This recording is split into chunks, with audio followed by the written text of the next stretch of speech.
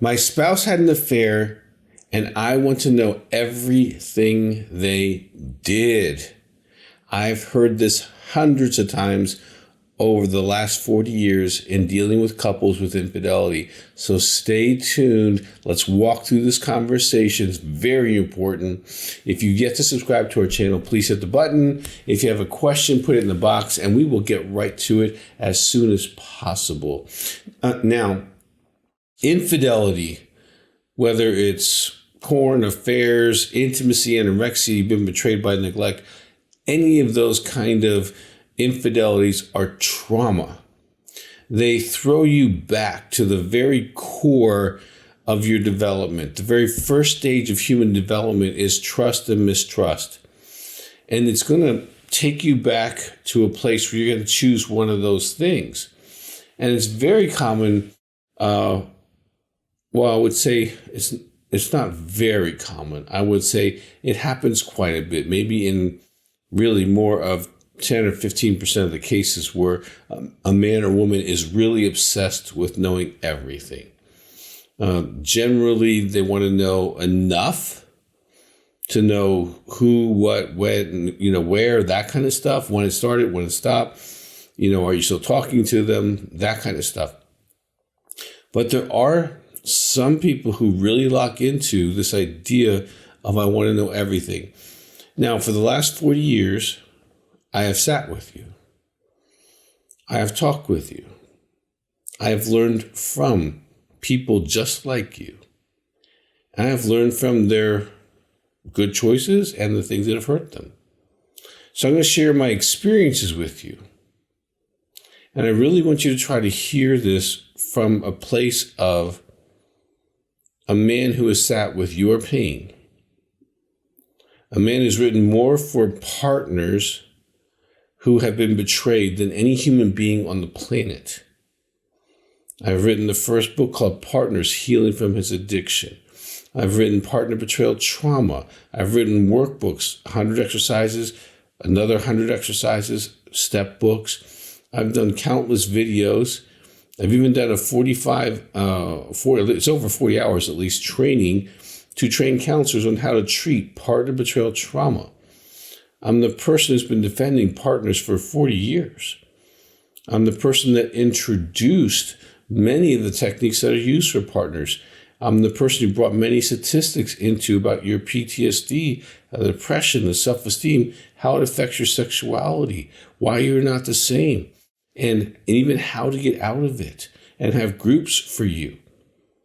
So before you disqualify me because of my gender or because you think I'm not going to tell you what you want to hear, I want you to relax.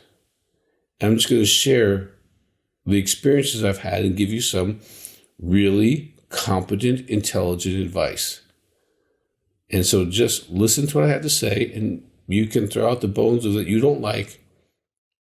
But I'm not going to necessarily start off with, yes, you need to know everything. I want to start off with why you want to know everything. And it's human nature for some people, especially more in the Western world than the Eastern world, that we have a belief in the Western world. If we can get enough information, and then we believe if we have enough information, we can understand the problem. And if we can understand the problem, we can stop the problem. And if we can stop the problem, we can predict if it's going to happen again, and we can predict ways to stop it from ever hurting me again. So at the core of this is a belief that information is going to protect you. It's going to make you safe. Now, I have a whole DVD called I Need to Feel Safe, and it really addresses that particular point in a way that you can actually bring safeness to your own soul in this process. I don't have time to go into that. It's a whole hour plus DVD. But the idea is that, and based on your personality, my clinical experience, I'm a psychologist, is the closer you are to tendencies of control or even OCD, the more you're going to fall towards that camp of wanting to know, was it a pink dress? Or, was he wearing a suit? Whether you're a man or a woman, what hotel was it? What room number was it? What positions did you do? Did you enjoy yourself? Did she say this? Or did he do this? How exactly did that conversation go? And you're not going to ask it once. You're going to ask it again and again. And if you get one nuance of a word different, you're going to have a 3-hour conversation why they didn't share that with you before. Now, I will say this, that the person who's acting out with other people is in an altered state. Now, altered state learning is different than normal learning. So let me go through that a little bit. So if you took a group of students and they had to study for a test, wouldn't even matter what the subject is, and you gave them, say, something like some kind of speed, some kind of stimulant, it would put them in an altered state. So they're studying in an altered state. Then you give them the test. And in one group, they give the stimulant to the students and they take the test. Now, they're still in the same altered state because they're on the same stimulant. So how do you think they do? They do fantastic because the information is stored in that altered state. Then you have the students who were given the stimulant to study, but they were not given the stimulant to take the test, and they did poorly because the information was in the altered state. And they would need that to be disconnected to go back to that state.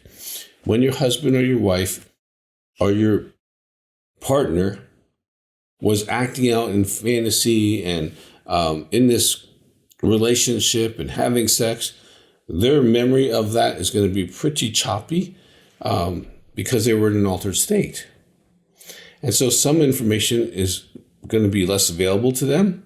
Some of it they're not going to remember. Some of it's going to download maybe even a while down the road. They go, oh my gosh, it really wasn't the married, it was really the Holiday Inn. And especially if they've been with the same person over a significant period of time, a lot of those interludes are going to merge together because they're very similar and they're not going to be able to separate some of that information. So, but the desire to ask again and again is still not going to go away because of your belief and the meaning you give it. And the meaning is something like this. If I know, I believe I can stop this from happening. I believe I can make myself safe if I have the information. Now, the problem with that idea is it's completely false because you can have every detail, every single detail, and they could go out and do it tonight. Because humans have this thing called free will, and they can do stupid things whenever they want to, no matter how much information you have. Now, there is other ways, and I hope you stay with me long enough to hear, there is other ways to get the outcome of what you want. And I'm going to share that with you in a few minutes. So stay with me. There isn't a way to get what you want, which is to feel safe and to have information and to feel more protected. Now, if you go down this road of finding out everything, and there's another DVD because some women more, especially the men, want to tell their children every detail. And there's a whole DVD on what to tell the children. I'd strongly recommend that before you start going down detail roads with your children. Now, if you get the information from your spouse, you are not in an altered state. You are not protected. You're getting it straight up. It's going to be traumatizing, number one. You will be highly triggered, number two.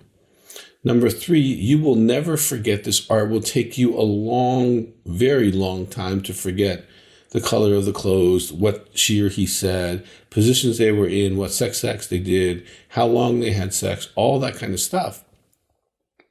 It could take you many years because you were not in an altered state. You weren't trying to separate yourself. And the information is going to go straight into your soul, into your mind, and you're going to store it, and you're going to remember it again and again. And the more you believe in control of information will lead to safety, and the more that you have OCD tendencies, you're going to regurgitate this negative information so much that it can actually chemically alter your brain.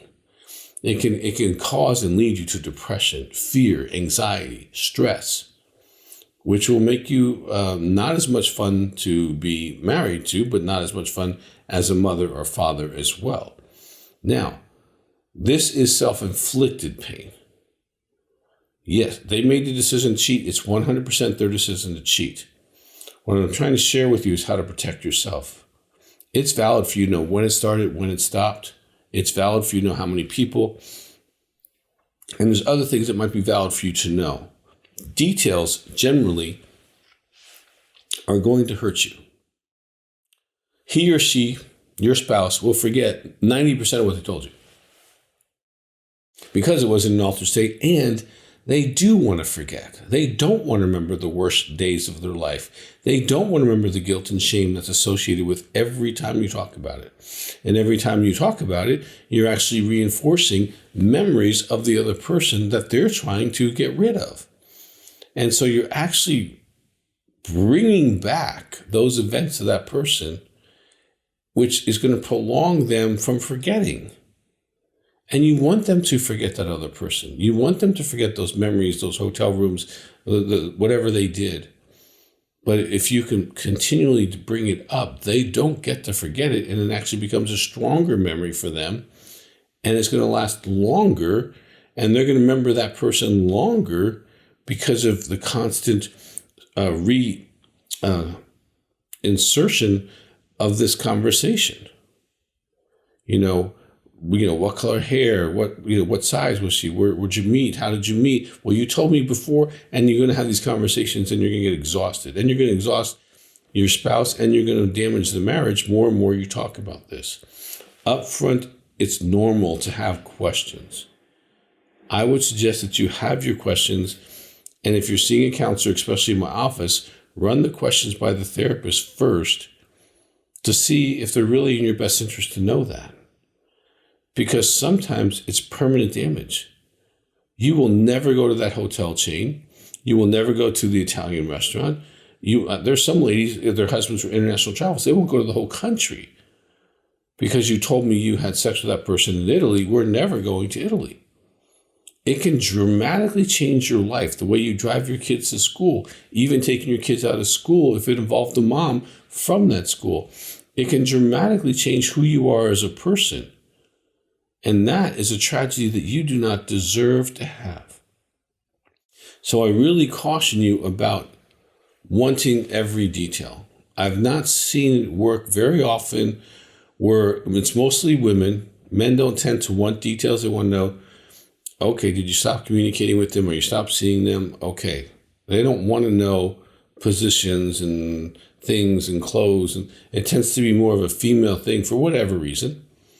And what can happen is you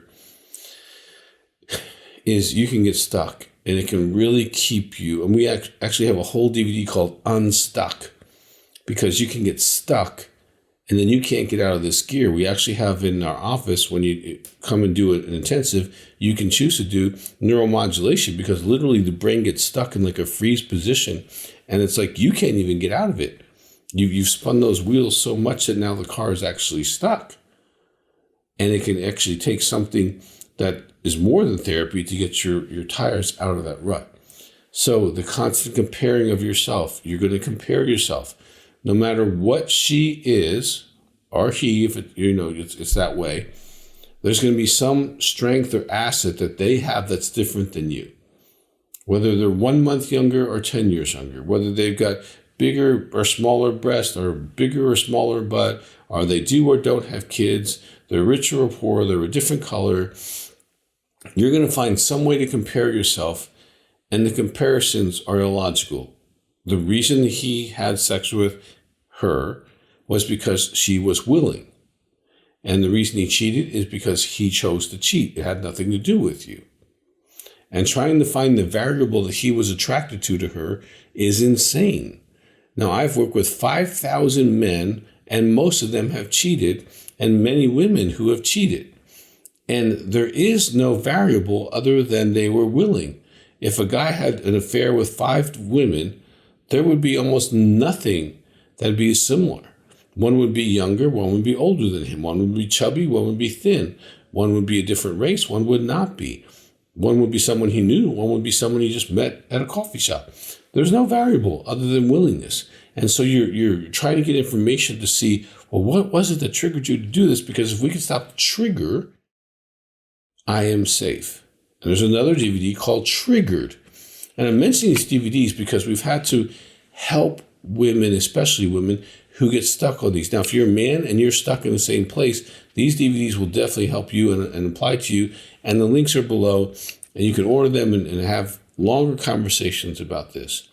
Now, I promise you, there is a way to get the safety way more objective than the way you're going about it. And sometimes if the only tool you have is a hammer, everything's a nail. And your way of hitting it is your way of trying to be safe. Your way of trying to not have this ever hurt you again. And I would never want it. I've been there when a man or woman discloses what they've done to their spouse and the pain that goes through their body and how they heave and they scream like wild animals. I've been there more times than probably any human being has been there. So there's no minimization of your trauma or your pain in trying to help you through this. Now, what you can do, if you're doing intensive or if you want to do this locally, you can. I would encourage you to talk to one of our counselors because infidelity is a specialty. You don't want to go to a general mechanic if you have a Mercedes because they don't have the tools to help you. You want to go to a Mercedes dealership if you have a Mercedes. And so in the same way, infidelity is a specialty.